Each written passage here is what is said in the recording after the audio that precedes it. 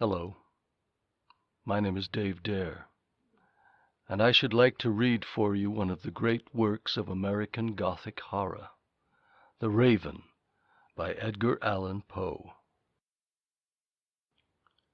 Once upon a midnight dreary, while I pondered, weak and weary, over many a quaint and curious volume of forgotten lore, while I nodded, nearly napping, suddenly there came a tapping, as of some one gently rapping at my chamber door. "'Tis some visitor," I muttered, "tapping at my chamber door. Only this, and nothing more." Ah, distinctly I remember it was in the bleak December, and each separate dying ember wrought its ghost upon the floor. Eagerly I wished the morrow. Vainly I had sought to borrow from my book surcease of sorrow, sorrow for the lost Lenore, for the rare and radiant maiden whom the angels name Lenore, nameless here for evermore. And the silken, sad, uncertain rustling of each purple curtain thrilled me, filled me with fantastic terrors never felt before, so that now, to still the beating of my heart, I stood repeating, "'Tis some visitor entreating entrance at my chamber door. Some late visitor entreating entrance at my chamber door. This it is, and nothing more." Presently my soul grew stronger, hesitating then no longer. "Sir," said I, "or Madam, truly your forgiveness I implore. But the fact is I was napping, and so gently you came rapping, and so faintly you came tapping, tapping at my chamber door, that I scarce was sure I heard you. Here I opened wide the door. Darkness there, and nothing more." Deep into that darkness peering, long I stood there wondering, fearing, doubting, dreaming dreams no mortal ever dared to dream before. But the silence was unbroken, and the stillness gave no token, and the only word there spoken was the whispered word, "Lenore?" This I whispered, and an echo murmured back the word, "Lenore." Merely this, and nothing more. Back into the chamber turning, all my soul within me burning, soon again I heard a tapping, somewhat louder than before. "Surely," said I, "surely that is something at my window lattice. Let me see then what thereat is, and this mystery explore. Let my heart be still a moment, and this mystery explore. 'Tis the wind, and nothing more." Open here I flung the shutter, when, with many a flirt and flutter, in there stepped a stately raven of the saintly days of yore. Not the least obeisance made he, not a minute stopped or stayed he, but with mien of lord or lady perched above my chamber door, perched upon a bust of Pallas just above my chamber door, perched and sat, and nothing more. Then this ebony bird beguiling my sad fancy into smiling by the grave and stern decorum of the countenance it wore. "Though thy crest be shorn and shaven, thou," I said, "art sure no craven, ghastly, grim, an ancient raven wandering from the nightly shore. Tell me what thy lordly name is on the night's Plutonian shore." Quoth the raven, "Nevermore." Much I marvelled this ungainly fowl to hear discourse so plainly, though its answer little meaning, little relevancy bore.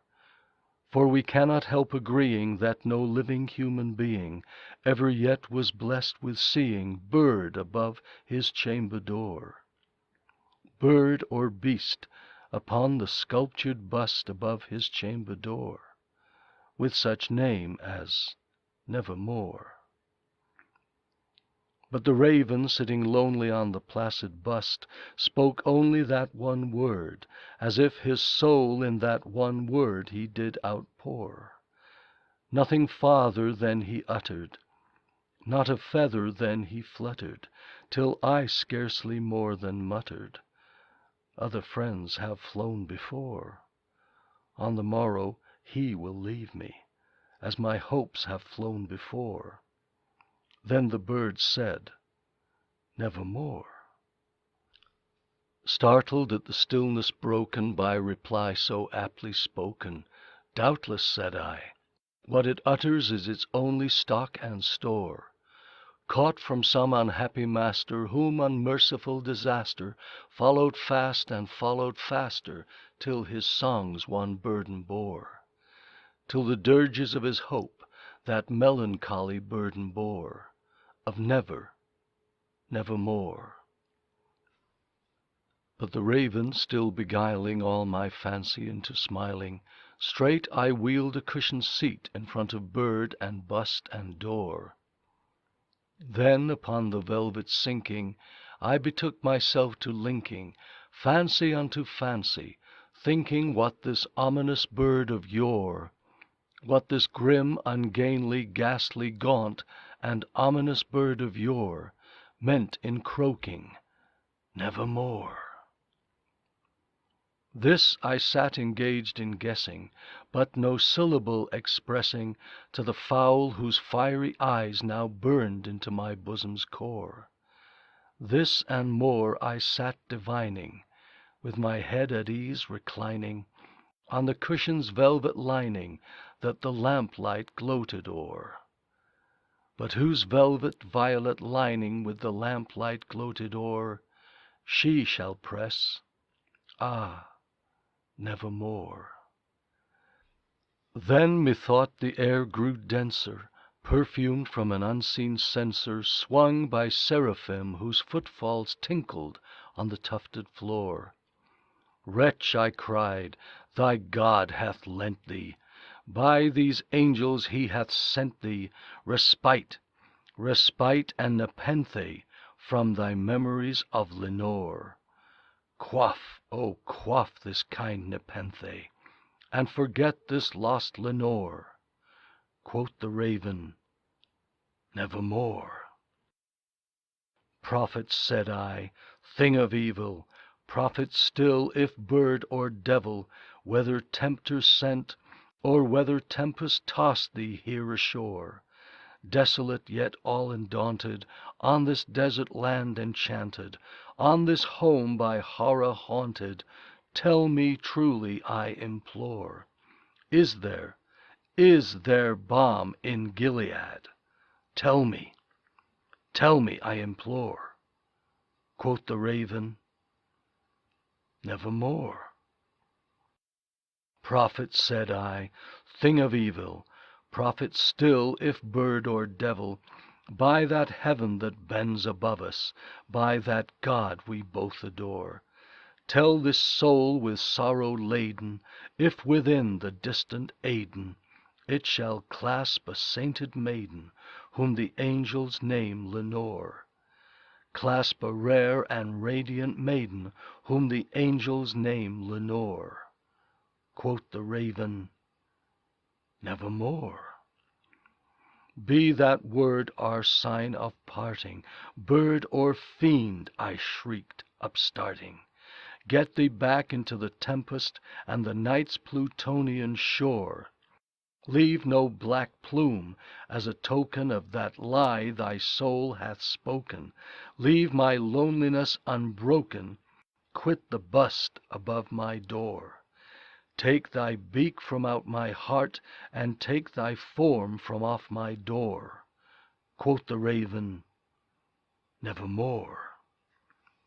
And the raven, never flitting, still is sitting,